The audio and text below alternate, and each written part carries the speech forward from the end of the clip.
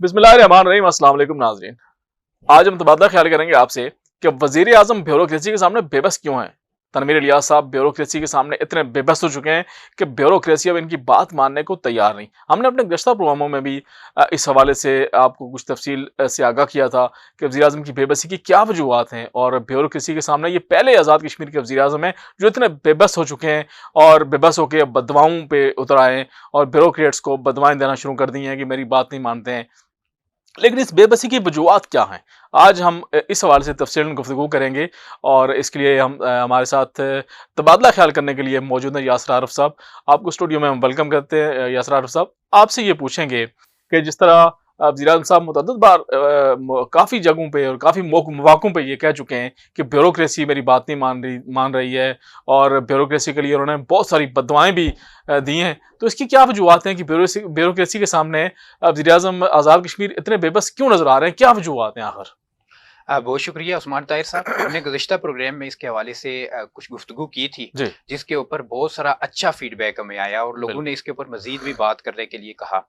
तो क्योंकि हम पहले अपनी उसमें ज़िक्र कर चुके हैं कि हम जो भी बात करेंगे, वो वाक़याती अगर कोई बात है तो उसकी भी हम वैलिडिटी की ज़िम्मेदारी लेते हैं जी, जी, जी। और बगैर एविडेंस के कोई बात पब्लिक के सामने शेयर नहीं करेंगे, ऐसे ही है। कैमरे के सामने नहीं बिल्कुल लाएँगे। ऐसे ही है। इस हवाले से अब बड़ी दिलचस्प बात ये है कि जब शॉपिंग प्लाजा वज़ीर-ए-आज़म तनवीर इलियास खान साहब का बंद किया गया, तो अपने वो 2 दोस्तों, एक वफाकी वज़ीर और एक दूसरे तल्लुक वाली कारोबारी शख्सियत के तवस्सुत से उन्होंने वज़ीर-ए-आज़म शहबाज शरीफ साहब के साथ उस वक़्त जाके मुलाकात की। हुँ। तो वज़ीर-ए-आज़म शहबाज शरीफ साहब ने उन्हें अपने सेफ से एक डॉक्यूमेंट प्रेस रिलीज़ निकाल के दिखाया कि प्राइम मिनिस्टर साहब ये बात बताइए कि हुँ। ये आप इस्लामाबाद में बैठ के धमकियाँ किसको लगा रहे हैं कि मैं शहबाज शरीफ का रास्ता रोक दूँगा हुँ। और सड़क ब्लॉक कर दूँगा। ये क्या है? तो वो एक प्रेस रिलीज़ था जो पीआईडी आज़ाद कश्मीर से जारी करवाया गया था। अच्छा। तो प्राइम मिनिस्टर साहब ने उससे लाताल्लुकी का इज़हार किया शहबाज शरीफ साहब के सामने कि इस बारे में मुझे कोई इल्म नहीं है। असल में ये प्रेस रिलीज़ बुनियादी तौर पे प्राइम मिनिस्टर आज़ाद कश्मीर के एडवाइज़र ने जारी करवाया था, जो इस वक़्त भी एडवाइज़र हैं। उन्होंने प्राइम मिनिस्टर ही की डायरेक्शन पे वो प्रेस रिलीज़ जारी किया था। प्राइम मिनिस्टर वापस गए, तो अब शहबाज शरीफ साहब के सामने सुबकी हुई थी, शर्मिंदगी भी हुई थी। एडवाइज़र मीडिया एडवाइज़र तो नहीं है? जी, जी। अच्छा। तो उनके सामने जो शर्मिंदगी थी, उसको कवर अप देने के लिए सरदार तनवीर इलियास खान साहब ने जाते ही उस वक़्त की सेक्रेटरी इत्तलात मोहतरमा मिन्नत शहज़ाद साहिबा को ओएसडी करने हुँ। और डीजी इन्फॉर्मेशन राजा अज़हर इकबाल साहब को मुअत्तल करने के ऑर्डर्स दिए ऐसे ही और है। उन्हें अपने प्रिंसिपल सेक्रेटरी सर्विसेज़ को जो है ना डायरेक्शन जारी की और उनको दोनों को मुअत्तल और ओएसडी करने की मंजूरी दे के फाइल आगे जो है ना सर्विसेज को भेज दी। हुँ। इसी इसना में ये हुआ कि दो ब्यूरोक्रेट हैं, एक वजीर आजम साहब के बहुत करीबी माने जाते हैं, दूसरे भी उनके साथ अहम जिम्मेदारी पे थे।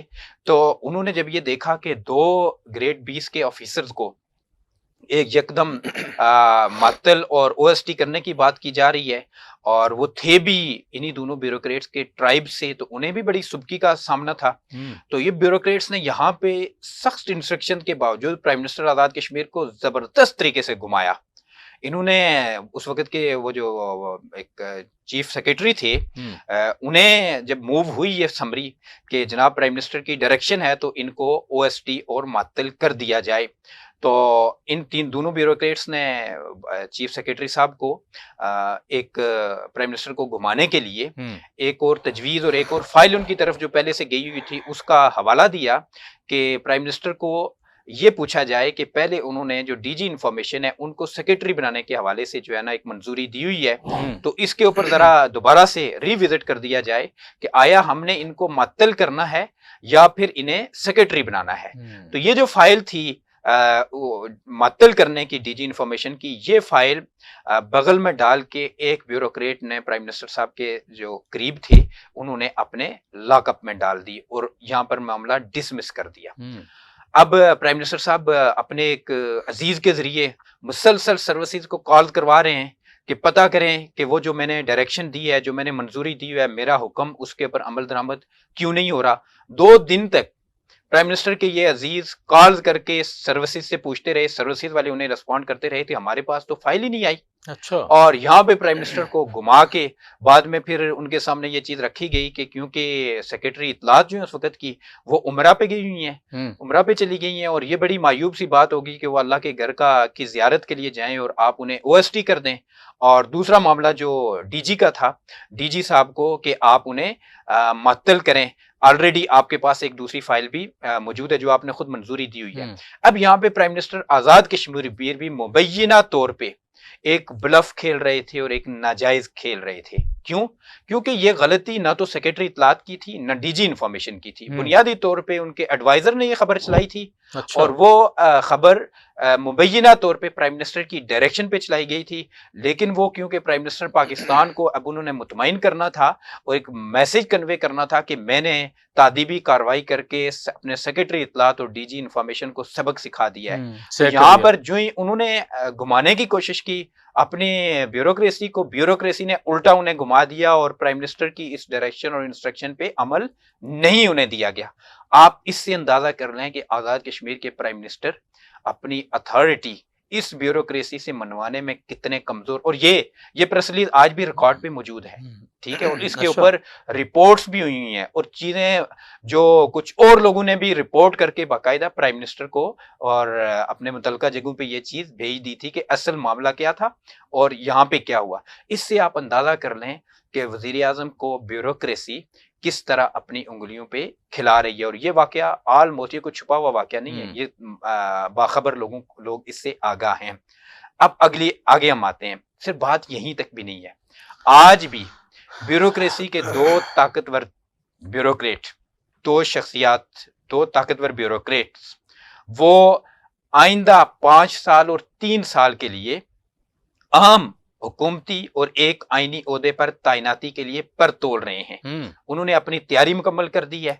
दोनों ब्यूरोक्रेट्स कबल अज वक्त रिटायरमेंट लेना चाह रहे हैं और दो जो पोस्टें हैं, दोनों पोस्टों के हवाले से एक ने समरी तैयार करवा के अपनी बगल में रखी हुई है और दूसरे भी तकरीबन तैयार हैं कि वो कबल अज वक्त रिटायरमेंट ले लें, वज़ीर आज़म के साथ से उनका फासला हो जाए और फासले के बाद वो खुशगवार ताल्लुकात में आइंदा उस अहम ओहदे के लिए प्राइम मिनिस्टर से मंजूरी लेके आइंदा 5 साल और 3 साल इस मनसब पे फायज रहें। अब आप इससे अंदाजा लेकिन यादव साहब, मैं आपको ये बात बताऊं कि जिस तरह देखें, एक फ़हीम अब्बासी साहब थे, ग्रेड 22 से वो रिटायर हुए, उनकी भी बड़ी कोशिशें काविशें हैं किसी सियासी सेटअप में आ जाएं, लेकिन वो आपके सामने, हमारे सामने कि उनके साथ 2 दफ़ा क्या हुआ, बड़ी सुबकी का सामना करना पड़ा। वज़ीर आज़म ने उनको 2 दफ़ा उनका नोटिफिकेशन किया, फिर दूसरी दफ़ा भी सुनने में ये आ रहा है कि दूसरी दफ़ा भी नोटिफिकेशन मुअत्तल कर दिया उनका।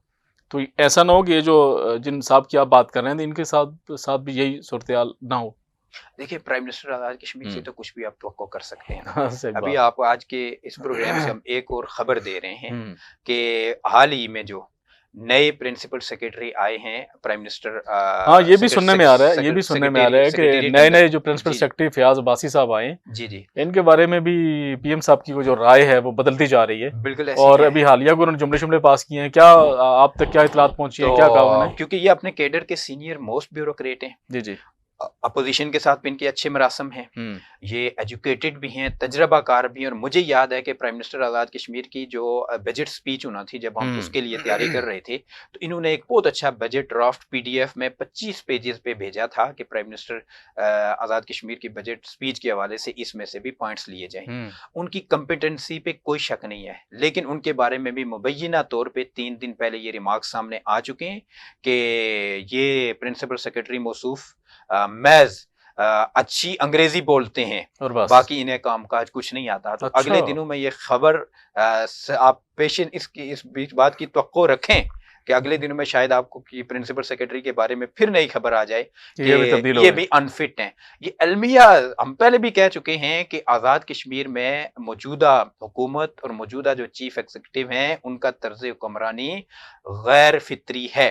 ये गैर फितरी तर्ज हुक्मरानी की वजह से आज़ाद कश्मीर के अंदर हुकूमती निज़ाम, सियासत और रियासत का बुरी तरह मुतासर हो रहा है। बुरी तरह रियासत का निज़ाम बुरी तरह मुतासर हो रहा है। हमने कहा था कि इस रियासत की चूल्हें हिल गई हैं, रियासत की बॉडी लैंग्वेज बुरी तरह मसक और ख़राब हो गई है।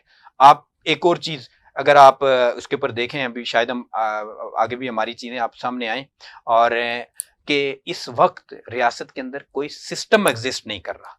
प्राइम मिनिस्टर एक पैरेलल एक प्राइवेट और कॉर्पोरेट सेक्टर के एक सिस्टम के अंदर जो है ना वो उसके अंदर जो है ना चल रहे हैं, अपना सिस्टम आगे लेके चल रहे हैं और रियासत की मशीनरी अपने तरफ पे कर रही है। कॉर्पोरेट सिस्टम जो है वो एक सियासी सिस्टम में एडजस्ट करना चाह रहे हैं जो मुमकिन नहीं हो सकता है।